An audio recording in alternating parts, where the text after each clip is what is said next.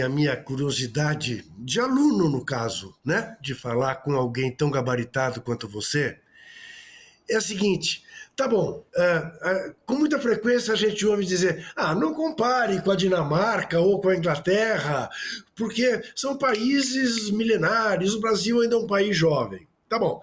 Bom, todos os países da América são jovens, mais ou menos como o Brasil, né? E os Estados Unidos e o Canadá têm um nível de desenvolvimento incomparável em relação ao Brasil. Mas eu pego a Nova Zelândia, eu pego a Austrália, que tiveram processos de colonização, não pelos portugueses, mas com gente que era ralé, né? E o que explica essa diferença? Vamos lá.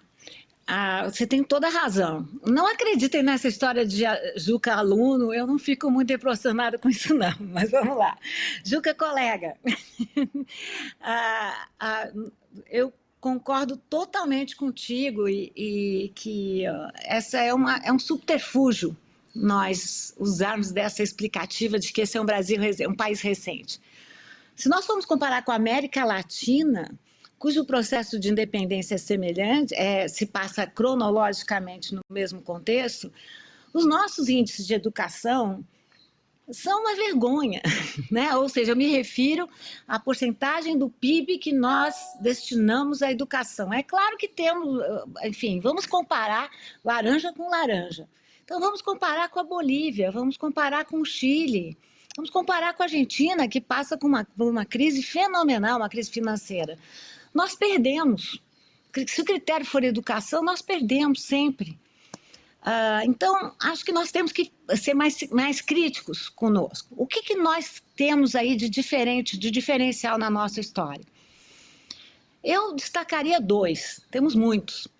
Poderia sair pela tangente e dizer, é porque nós falamos português e eles falam espanhol, não será por aí. Poderia dizer, e aí começamos a falar sério, que o país tem proporções continentais. E que essas proporções continentais são um problema para o Brasil, porque somos muito diferentes. Eu também destacaria outra questão fundamental na nossa história. No processo de independência nas Américas, o Brasil virou uma anomalia, porque nós éramos o quê? A única metrópole, colônia, que se transformou num império. Um império cercado de repúblicas por todos os lados. O que isso significa? Eu não quero aqui não me interessa avaliar se o império foi bom ou não, podemos falar disso depois. Mas significa que que o nosso processo de independência foi muito conservador e que visava manter 2 questões fundamentais, e aí vamos falar delas. 1, a grande propriedade agrária.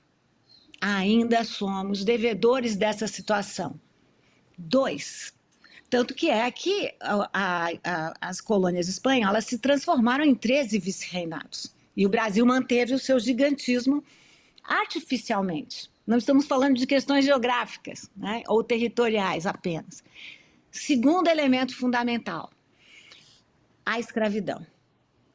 Nós historiadores sabemos, que o segundo domínio, porque não era nem um país, era uma colônia de Portugal, o primeiro domínio a reconhecer a nossa independência foi Angola.